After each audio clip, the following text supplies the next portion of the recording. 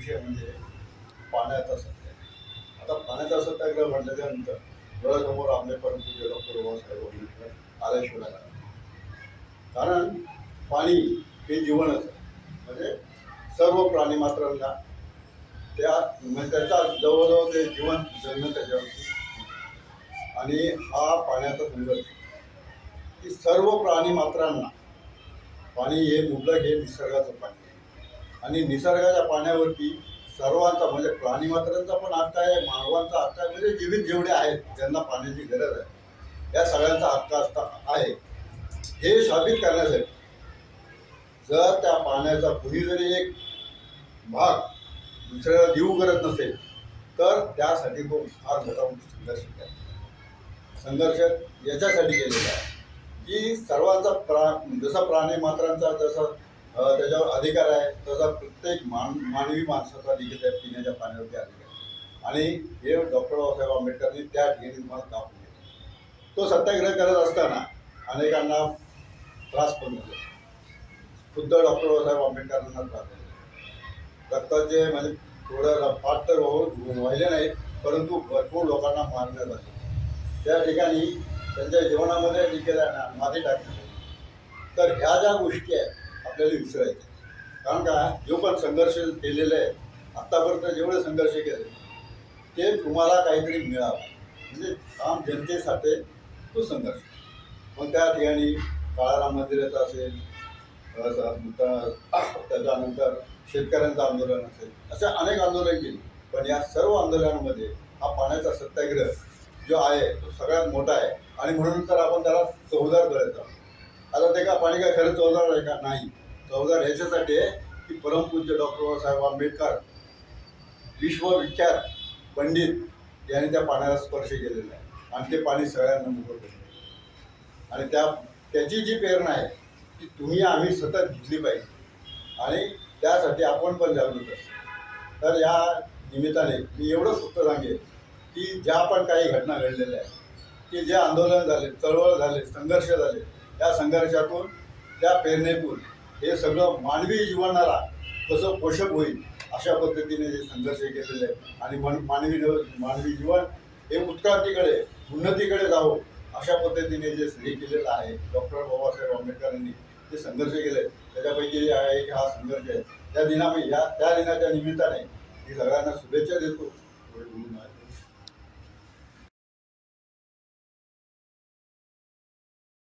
आणि महत्वाचा म्हणजे संदेश असा आहे की तिथे एक शब्द लिहिला आहे की बाबासाहेबच त्यावेळेस म्हणाले होते की हा संघर्ष केवळ पाण्यासाठी नसून तर हा मानवी हक्कासाठी आहे आणि कार्यकर्त्यामध्ये ती प्रेरणा निर्माण करण्यासाठी आहे. म्हणजे खूप मोठा संदेश बाबासाहेबांनी दिला आहे की हा सत्याग्रह फक्त पाण्यासाठी नाहीये. की जसं की त्यावेळेस गुरंढोरं पाणी प्यायचा त्यांना अधिकार होता पण माणसांना पाणी प्यायचा अधिकार नव्हता.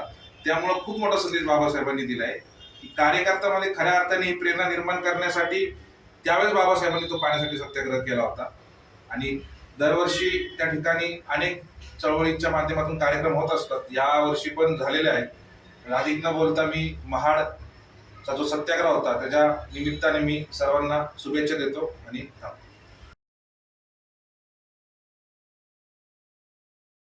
तळ्याचा सत्याग्रह म्हणतो.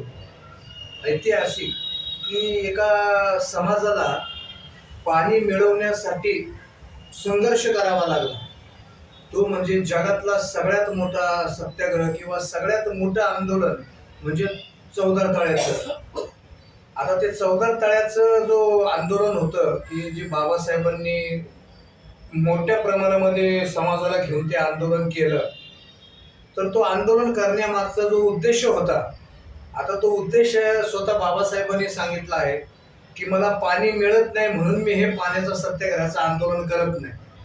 तर जसं आता सांगितलं प्रत्येकीने की त्या बाबासाहेबांचं स्टॅच्यूला खालीच जे हे लिहिलेले वाक्य लिहिलेलं आहे की हा संघर्ष फक्त ते ह्याच्यासाठी नाही की आम्हालाही जो मानवी अधिकार आहे जो प्रत्येक माणसाला मिळाला पाहिजे. पाणी म्हणजे निसर्गाची देण आहे, त्याच्यावर कुणाचाही मक्तेदारी किंवा कुणाचाही कब्जा नाही. पाणी हे सर्वांचा अधिकार आहे. तो मिळवण्यासाठी जो तो संघर्ष केला बाबासाहेबांनी तो फक्त ह्या जातीवादी लोकांना किंवा मनोवादी ब्राह्मणांना दाखवायचा एकच त्यांचा उद्देश होता की ह्या पाण्यावरती कुत्री मांजरी प्रत्येक जनावर त्यात पाणी पितात, मग ह्या पाण्यावरती आमच्या लोकांचा अधिकार का नाही, आम्ही हे पाणी पिऊ का नाही शकत? तर त्यासाठी ह्या मनुवादी लोकांना बाबासाहेबांना हेच दाखवायचं होतं की ह्या पाण्यावर जसा पशु पक्ष्यांचा जनावरांचा अधिकार आहे तसा प्रत्येक मानवाचा सुद्धा ह्या पाण्यावरती अधिकार आहे, म्हणून ते आंदोलन होतं. आणि ते आंदोलन मोठ्या प्रमाणामध्ये झालं. आता त्या आंदोलनाच्या मागे खूप मोठा इतिहास आहे, आपण फक्त थोडक्यामध्ये तो सांगतो, पण इतिहास खूप मोठा आहे. त्याच्यासाठी बाबासाहेबांना संघर्ष करावा लागला. बाबासाहेबांना मनुवाद्यांनी भरपूर त्रास दिला.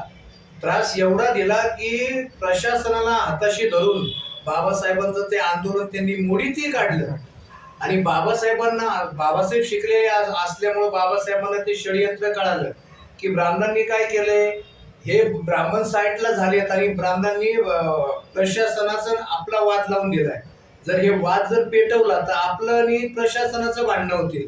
त्यामुळं बाबासाहेबांनी ते स्थगिती घेतली. बाबासाहेबांनी त्या पाण्याला स्पर्श केला. जसं आता ह्यांनी सांगितलं की ते चौदार तळं म्हणजे नेमकं काय, की खरंच ते चौदार तळं आहे का, खरंच ते पाणी काही वेगळं आहे का? तर नाही. बाबासाहेबांनी महामानवाने त्या पाण्याला स्पर्श केला. त्यामुळं ते पाण्याला एवढ्या लोकांनी त्या काळात आपल्या प्रशासन केलं. सर्वात पहिलं बाबासाहेबांनी त्या पाण्याला स्पर्श केला आणि नंतर बाबासाहेबांनी ते पाणी प्रशासन केलं. फक्त त्या आंदोलनाचा एकच उद्देश होता की पाण्याचा सर्वांवर अधिकार आहे, ती निसर्गाची देण आहे, म्हणून ते आंदोलन होतं. आणि त्या आंदोलनाच्या संदर्भात भरपूर काही सांगायसारखं आहे, पण आता थोडक्यात आपण ही माहिती देतो. त्या आंदोलनात खूप मोठ्या प्रमाणात इतर समाजाने सुद्धा बाबासाहेबांना मदत केली. मुस्लिम समाजाने बाबासाहेबांना तिथं मदत केली, आंदोलनाच्या वेळेस राहायला जागा दिली. तर खूप मोठा इतिहास आहे आता त्याचा. आपण थोडक्यामध्ये त्याची माहिती दिली. तरी मी आता सर्व आपल्या संघाच्या सदस्यांना चौदार तळ्याचा जो आपला 20 तारखेला जो कार्यक्रम झाला त्यानिमित्त मी सर्वांना हार्दिक शुभेच्छा देतो आणि थांबतो. जय भीम.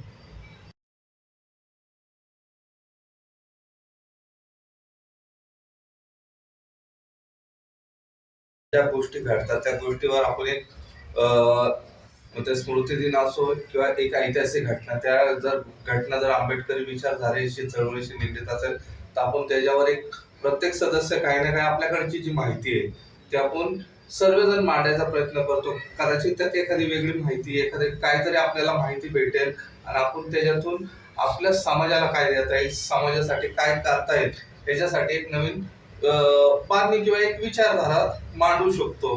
त्यासाठी आपण सर्वजण नेहमी प्रयत्न करत असतो. तर त्यातनं आज जो आहे चौदार तळ, महाडचं जे चौदार तळ आहे त्या चौदार तळाला बाबासाहेब आंबेडकरांनी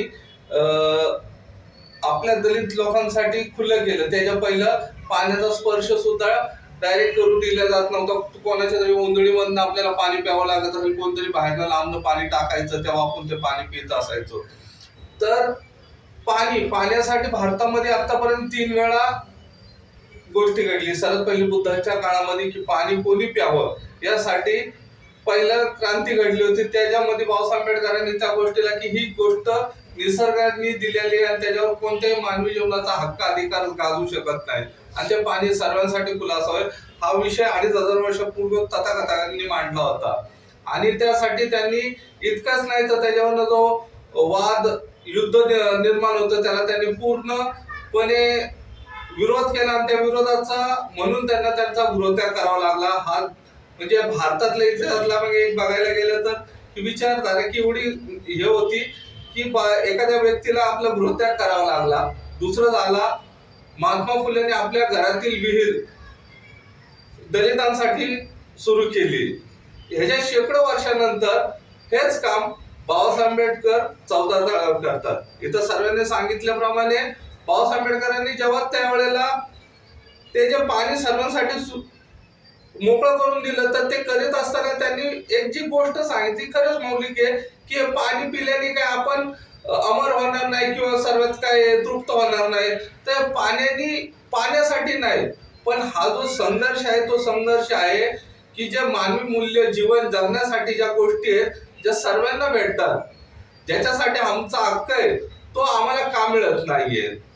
हे जर इथं जनावर वगैरे सर्व येऊन त्याला तोंड लावू शकतात, मग आम्ही हाडा माणसाचे माणसं आम्हाला त्याला स्पर्श करण्याने इथं धर्म वाटतो कसं असं होऊ शकतं. तर ही खूपच भयानक त्यावेळेची जी रूढी परंपरा होती त्याच्या विरोधात बाबासाहेब आंबेडकरांनी एक उचललेलं पाऊल होतं आणि ती मोडीस काढलं. आणि ते मोडीस काढण्याचा खरंच त्यांनी जी प्रेरणा घेतली लोकांना की आपण आज काय आज 100 वर्ष जरी होत असेल त्या गोष्टीला तर आपल्याला ह्याच्यातून काय बोध घ्यावा. आपण दरवेळेला की आज आपल्याला खूप झालंय की प्रत्येक वेळेला आपण म्हणतो की बाबासाहेब आंबेडकर संघर्ष केला त्यातून आपल्याला मिळालं काहीतरी. अरे पण तो संघर्ष आपण प्रत्येकाने आपल्या जीवनात आपल्या घासाला आज जर घास पचवायचं जरी असेल तर पाणी पिल्याशिवाय घास पचत नाही. म्हणजे हे घास पचवण्याचं पण काम ते पाणी करते. पाणी आपल्याला आयतं भेटलं नाही तर बाबासाहेब आंबेडकरांनी त्यासाठी हा एवढा मोठा संघर्ष की जीवाची पर्वा नाही केली. आज त्यावेळेला म्हणजे आपल्या लोकांवर जो हल्ला झाला इथं जो सर्वांनी सांगितलं की ते प्रशासनाने वगैरे जे केलेले डावपेच ते आपल्या जीवानीशी झाला असं बाबासाहेब आंबेडकर त्यानंतरचे आज आपल्याला सुखाचे दिवस तेही कदाचित भेटले नसते. पण तरी सुद्धा संघर्ष हा केला पाहिजे. त्यासाठी काय काय गोष्टी रणनीती आखल्या पाहिजे. म्हणून बाबासाहेब आंबेडकरांनी तो जो केला होता संघर्ष तो आपण सदैव आपल्या मनामध्ये अनुभवी त्या पाण्याचेच नाही तर आपल्या जीवनातल्या प्रत्येक श्वासाच्या ऋणी आपण असले पाहिजे. म्हणून आज आपल्याला जो चवदार तळ्याचा आहे की त्या खरंच नावात चव अंधार म्हणजे त्या चवीने आपले दार जे खुलले गेले तर हा खूपच म्हणजे त्याचं नाव आहे काय ते नक्की मला माहित नाही. पण ते चवदार खरंच त्याचे दार मोकळे करून दिले पाण्याच्या. त्या विचारधारेतून आज आपण शेकडो वर्ष तो कार्यक्रम लावतो. लोकांना सतत जाणीव करून देत असतो की आपल्याला हे पाणी एक संघर्षातून प्राप्त झालेलं आहे आणि हा संघर्ष आपण नेहमी मनामध्ये जिवंत ठेवत राहावा. प्रत्येकाला या गोष्टीची जाणीव आपल्या पोरांना सर्व पिढीला सांगितलं गेलं पाहिजे बाबासाहेब आंबेडकरांचा आपल्यावर किती महान उपकार आहे. हे बोलून मी आज जो 14 तळ्याचा जो 20 मार्चचा सत्याग्रह आहे त्याच्या सर्वांना शुभेच्छा देतो. नमो बुद्धाय. जय भीम.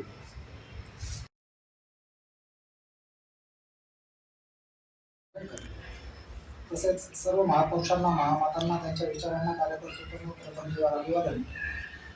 आज आपल्या संघाच्या वतीने माणसाला माणूस म्हणून जगण्याचा जो अधिकार आहे म्हणजेच पाणी आपल्याला प्यायला पाणी सुद्धा मिळत नव्हतं आणि त्या पिण्याच्या पाण्यासाठी सुद्धा आपल्या बापांनी आपल्या बाबासाहेबांनी संघर्ष केला आणि ते पाणी मिळवून दिलं. तर तो दिवस होता 20 मार्चचा. या 20 मार्च रोजी त्या सत्याग्रहाला 99 वर्ष पूर्ण झालेली आहे. तर आपण रोज जरी पाणी पिताना बाबासाहेबांना थँक्यू म्हटलं म्हणजे आपण त्यांचे आभार मानेल तेवढे कमी आहेत. तर अशा ह्या पवित्र आणि सत्याग्रहाच्या दिनाच्या मी आपल्या सर्वांना खूप खूप मंगलमय शुभेच्छा देतो आणि सर्वांना नमो बुद्धाय. जय.